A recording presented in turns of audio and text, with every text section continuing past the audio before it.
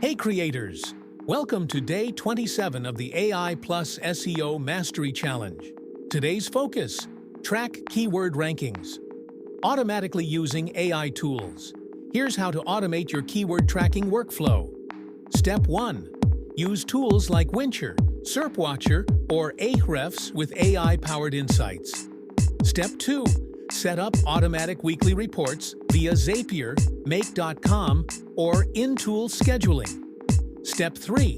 Send ranking data to Google Sheets or Notion for visual dashboards. This method keeps you updated on your SEO performance without manual checking. Bonus tip: enable ranking alerts and AI summaries in your tools to know when a keyword moves up or down significantly. Tomorrow is day 28. Create backlink outreach emails using ChatGPT.